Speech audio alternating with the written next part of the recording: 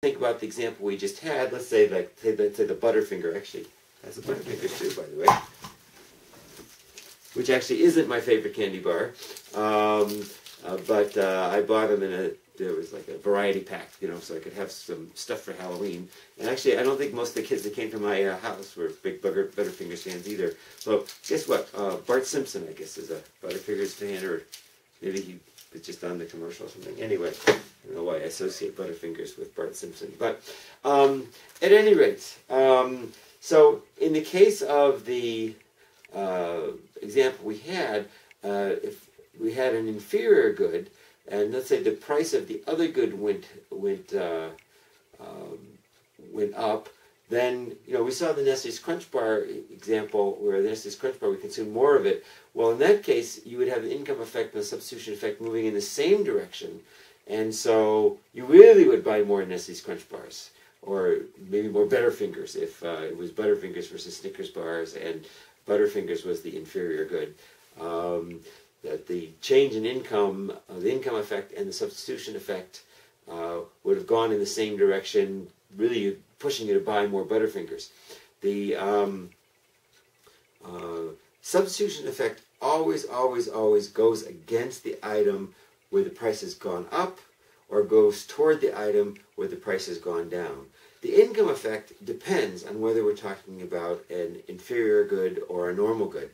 And a Giffen good, which, as I said, there's even some debate in history whether Giffen goods have ever really existed. But a Giffen good would be one where the income effect, the income effect is so strong it overwhelms the substitution effect, so that if the price of the good goes up and it's an inferior good, people actually consume more. And this, of course, would violate the law of demand. The law of demand generally says that, or does say that if the price of a good goes up, less of it will be consumed. And this is because for normal goods, the income effect would say consume less. The substitution effect always says consume less.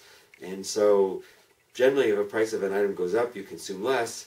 And even if it's an inferior good and the price of that good goes up, the substitution effect would still say consume less. And generally, that would dominate the income effect. And so, even for an inferior good. And so, again, the price would go up, you would consume less of it. And these Giffen goods may or may not even exist. But in theory, it is possible that there could be a good where that would be because it would be so inferior that the income effect dominated the substitution effect. Butterfinger here. Let's put the Butterfinger on this axis. And put the Snickers bar on this axis. And I won't go through what the prices are and what the income is. Let's just assume that we had a particular income and a particular set of prices, and we had a optimal consumption bundle of this many Butterfingers and this many Snickers bars.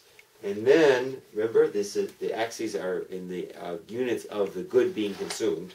And then let's say that our income fell. So if the income falls, the relative prices stay the same. The prices themselves stay the same. And so the relative prices, of course, are going to stay the same. So the slope of the budget line will stay the same, because the slope of the budget line is the ratio of the prices. But if our income has fallen, that means that in a parallel shift, so if our income falls, then there's a parallel shift in. It's parallel because the relative prices are the same, so we're going to have the same slope.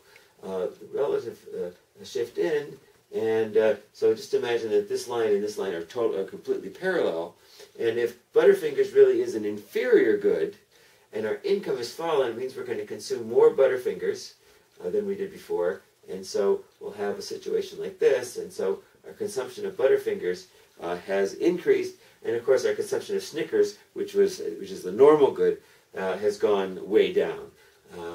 And so income goes down, the consumption of a normal good goes down, the consumption of an inferior good goes up.